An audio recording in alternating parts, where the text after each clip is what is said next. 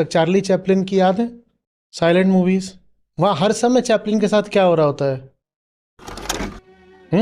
दरवाज़ा खोला, दरवाज़ा जैसे ही खोला तो ऊपर से रॉड गिरी, ट्रंग। आगे बढ़े तो आगे पानी रखा हो तो फिसल के गिरे, और फिसल के गिरे तो ज़मीन हिली तो कोई और डंडा आके सर पे गिर गया।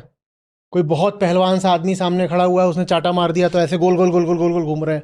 और गोल गोल घूम रहे हैं तो आप क्या कर रहे हो? और जोर से हंस रहे हो।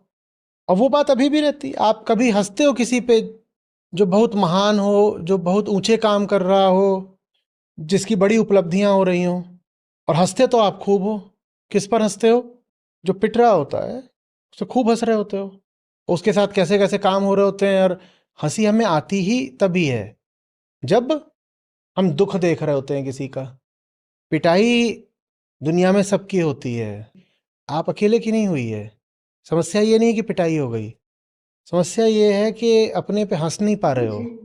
जैसे दूसरे की पिटाई देख के हंसते हो, चैपलिन पिट रहा है आप हंस रहे हो, वैसे आप भी पिट रहे हो, आप हंसो ना। आपकी आवाज़ क्यों कांप रही है? चैपलिन पिट रहा होता है, आपकी आवाज़ कांपती है क्या? कार्टून्स देखें, अब पता नहीं कौन से चलते हैं, टॉम एंड जेरी मुझे याद है। वो खड़ा हुआ है, उसके ऊपर ऐसे आके हैमर गिरा और वो ज़मीन पे चिपक गया बिल्कुल।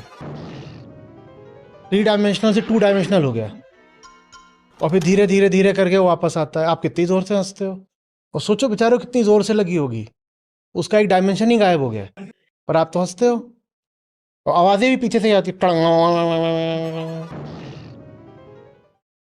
पिटते तो सभी हैं, पिटना नहीं समस्या है। खुद को इतनी क्यों गंभीरता से लेते हो? पिटते पिटते हंसते जाओ, रोते रोते हंसते जाओ। जिंदगी हंसने तो देगी नहीं बहुत देर तक वैसे भी, तो ऐसे रोते रोते हंसिए।